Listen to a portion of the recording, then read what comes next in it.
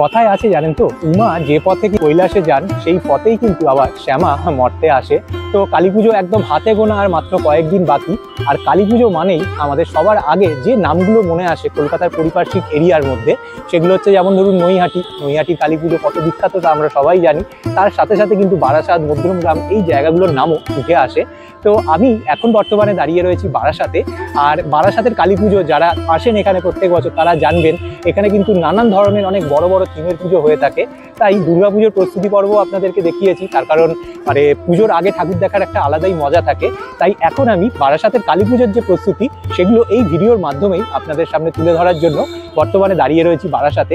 আশা করছি এই ভিডিওর মাধ্যমে আপনাদেরকে বারাসাতের মোটামুটি যে কটা বড় বড় পুজো সম্ভব মানে কভার করা যায় সেগুলোর তথ্য তুলে ধরতে পারবো।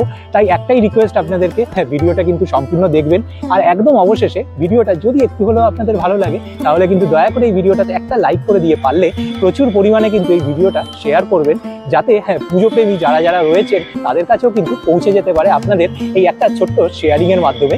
আর একদম অবশেষে যদি ভিডিওটা একটু হলেও আপনাদের ভালো লাগে তাহলে অবশ্যই কিন্তু এই চ্যানেলটাকে সাবস্ক্রাইব করে আমাকে আশীর্বাদ করতে ভুলবেন না। তাহলে চলুন শুরু করা যাক আজকের ভিডিও। আমি এখন দাঁড়িয়ে রয়েছি বারাসাত শতদলের একদম ঠিক সামনেই, যাদের এবছরের কিন্তু থিম হচ্ছে অর্ধ আকাশের আর্তনাদ। আর এখানে কিন্তু যথারীতি এই বছরের এখানকার যে পুজোর ব্যানার সেটা চোখে পড়লো এবং 57তম বর্ষে কিন্তু এই পুজোটা এবছর পদার্পণ করছে। আর এই হচ্ছে শতদল ক্লাবের যে ক্লাব গ্রাউন্ড বলতে পারেন, যেখানে পুজোটা হয় সেটা। তো চলুন একটু ভেতর দিকে যাওয়া যাক। আর দেখুন এই জায়গাটাই কিন্তু প্রত্যেক বছর পুজোটা হয়। এই কিন্তু বিশাল বড় একটা মাঠ, এই মাঠের কিন্তু এই জায়গাটা জুড়ে কিন্তু এখানকার প্রত্যেক বছরের যে পুজোটা সেটা অনুষ্ঠিত হয়। আর এই পুরো যে ক্লাব প্রাঙ্গণটা দেখছেন এই জায়গাটা কিন্তু জুড়ে পুরো মানে মেলা বসে। যদি আপনারা কালী পুজোর সময় এখানে আসেন তো তাহলে দেখতে পাবেন এই পুরো এরিয়াটা একটা বিশাল বড় এরিয়া, নো ডাউট আপনারা ক্যামেরায় দেখে এই মুহূর্তে বুঝতেই পাচ্ছেন। তো এখানে কিন্তু যথারীতি মেলা বসে। আর দেখুন এখানে মেলা বসার যে বিভিন্ন ধরনের যে উপকরণ সেগুলোই তৈরি চলছে, লোহার নাগরদোল্লা থেকে শুরু করে নানান ধরনের যে স্ট্রাকচার থাকে সেগুলোরই কাজ চলছে। হ্যাঁ, পুজো প্রস্তুতির সাথে সাথে এগুলো একটু আপনাদেরকে দেখিয়ে দিচ্ছি, তার কারণ পুজো প্রস্তুতিরই তো এগুলো একটা অংশ বলতে গেলে।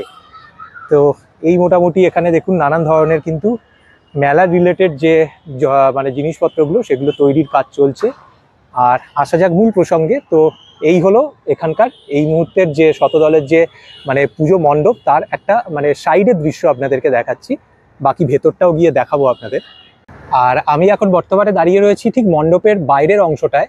তো বাইরের অংশটা যদি দেখেন এই মুহূর্তে এর বেশি কিছু এখানে স্ট্রাকচারাল বোঝার উপায় নেই, তার কারণ পুরোটাই ইনস্টলেশন হতে একটা মিনিমাম সময় দিতে হবে, যেহেতু বৃষ্টির জন্য কিন্তু এবছর অনেকগুলো পুজোর অনেক জায়গায় কিন্তু এফেক্টেড হচ্ছে, যা দেখছি ঘুরে মোটামুটি। আর এর ভেতরে যেগুলো দেখছেন ট্রিপল দিয়ে প্লাস্টিক দিয়ে ঢাকা দেওয়া রয়েছে, এর ভেতরেই বিভিন্ন ধরনের যে ইনস্টলেশন যে এলিমেন্টসগুলো রয়েছে সেগুলো কিন্তু রাখা রয়েছে। আর এই বড় পরিসর যেটা দেখছেন এই মুহূর্তে, এখানে কিন্তু এই জিনিসগুলো পুরো ইনস্টলেশন হয়ে যাবে।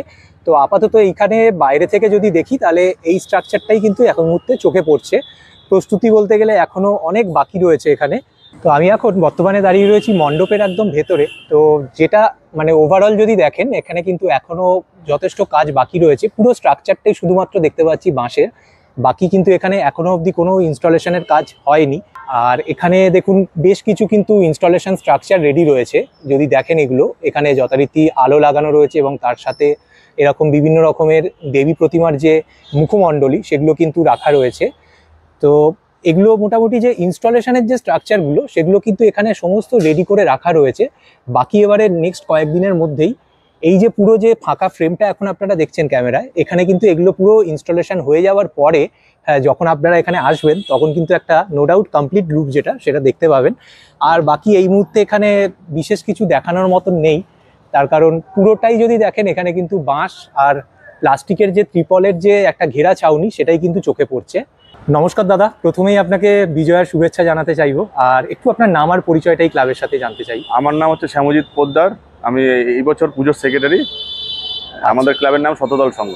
আচ্ছা, তো একটু যদি এবছরে আপনাদের যে চিন্তা ভাবনা কি রয়েছে যদি আমাদের এই বছরের থিম, এবছর আমরা থিম পুজো করছি। আমরা প্রতি বছর প্যান্ডেলের পুজোটাই মেনলি করি, তাই এই বছর থিমে গেছি। এবার থিমটার নাম হচ্ছে অর্ধ আকাশের আর্তনাদ।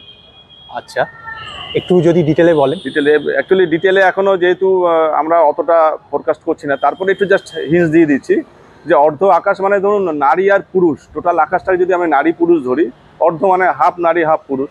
সেখানে অর্ধ আকাশের আর্তনাদ মিনস একটা নারীকেই আমরা প্রকাশ করছি, যে মেয়েটাকে একটা মেয়ে যখন জন্মায় তাকে বিয়ে দেওয়া হলো, হয়তো অল্প বয়সে তাকে বিয়ে দিয়ে দেওয়া হলো, সে সেই স্বামীর সংসারে গিয়ে কিছুদিন পরে তাকে আবার বিক্রি করে দেওয়া হলো, সে তাকে পতিতাপল্লীতে বিক্রি করে দেওয়া হলো, সে আর অত্যাচার সহ্য করতে না পেরে মায়ের কাছে প্রার্থনা করছে আমাকে মুক্তি দাও মা।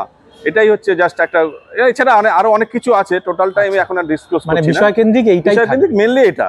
আচ্ছা, যে এদের জীবনটা কত কষ্টের সেটাকেই, আর বিশেষ করে আমরা যারা মায়ের পুজো করছি, মাকেই আরাধনা করছি, যে একটা মেয়ে কাউর মা, কাউর বোন, কাউর ওয়াইফ, এরকম তো হবেই, কিন্তু তা সত্ত্বেও আমরা তাকে অত্যাচার করছি, আমরা সেই সম্মানটা না দিয়ে, যাতে আমরা পুরুষদেরকে একটা বার্তা দিতে চাইছি যে আপনাদের ভেতরে যে দুটো দিক আছে, ভালো দিক আর খারাপ দিকটাকে চেপে রাখুন, এটাই জাস্ট আমাদের বার্তা। এটা আশা করছি সবার কাছে ভালো লাগবে। মানে পুরুষতান্ত্রিক সমাজে যে নারী বৈষম্যটা রয়েছে, একদম ওটাকেই আমরা আপনাদের এবারে গর্জন, যেটা এবছরে পুজোর মাধ্যমে আপনারা প্রকাশ করতে চলেছেন, চেষ্টা করছি। তো একটু আমাকে যদি বলেন, এখানে আমি মোটামুটি এখন যা দেখছি, তো এখনো মানে অনেক কাজই বাকি রয়েছে, যদিও এখানে তো রাত দিন মানে পুরো কাজ হয়, একদম ভেতরে সব কাজ হচ্ছে। তো এখানে কিছু এলিমেন্টসও দেখতে পাচ্ছি, আপনি একটু যদি বলেন কি কি এলিমেন্টসগুলো সব রেডি করা আছে, সমস্ত মূর্তি, লাইটের কাজ সব একদম ঢাকা রয়েছে। এছাড়া আমাদের ক্লাবের গ্রাউন্ডেও কাজ হচ্ছে, বিভিন্ন জায়গায় সে কাজগুলোকে আমরা তুলে ধরবো, শিল্পীরা রাত জেগে কাজ করছেন, আর এখানে জাস্ট এসে সেটিংটা করে দেওয়া হবে। আচ্ছা, মানে এগুলো পুরো এই সেটআপটা রয়েছে, সেটআপ রেডি করা, একেবারে সব রেডি করে এখানে রেখে দেওয়া হয়েছে। আচ্ছা, মানে এই পুরো জায়গাটা জুড়ে, পুরো জায়গাটা জুড়ে। আচ্ছা আচ্ছা আচ্ছা। তো দাদা, আরেকটা জিনিস একটু আমি জানতে চাইছিলাম, যে আপনাদের ওপেনিং কবে হচ্ছে? মানে ওপেনিং হচ্ছে 19 তারিখে। 19 তারিখে কালীর পুজো হবে, 19 তারিখে ওপেনিং হবে। আচ্ছা, 19 তারিখে ওপেনিং। আর ঠাকুর মানে থাকে কতদিন এখানে? ঠাকুর 19, 20, 21, 22, মানে 20, 21, 22, 23, 4 দিন। 4 দিন, এবং 23 তারিখ রাত্রি 12টায় বন্ধ হয়ে যাবে। 23 তারিখ রাত্রি 12টায় বন্ধ হয়ে যাবে। ঠিক আছে দাদা, অসংখ্য ধন্যবাদ, ভালো থাকবেন, পুজোর অগ্রিম শুভেচ্ছা রইল। আজকের ভিডিওটা তাহলে এখানেই শেষ করছি। ভিডিওটা কেমন লাগলো আপনাদের অবশ্যই কিন্তু কমেন্ট করে জানাবেন। আর যদি ভিডিওটা আপনাদের একটু হলেও ভালো লেগে থাকে, তাহলে দয়া করে এই ভিডিওটাতে একটা লাইক করে, পারলে কিন্তু প্রচুর পরিমাণে এই ভিডিওটা শেয়ার করবেন। আর একদম অবশেষে, যদি আমাকে আপনাদের একটু হলেও ভালো লাগে, তাহলে কিন্তু অবশ্যই এই চ্যানেলটাকে সাবস্ক্রাইব করে আমাকে আশীর্বাদ করতে ভুলবেন না। তাহলে ফিরছি খুব তাড়াতাড়ি নতুন কোনো ভিডিও নিয়ে। প্রত্যেকে খুব ভালো থাকবেন, সুস্থ থাকবেন।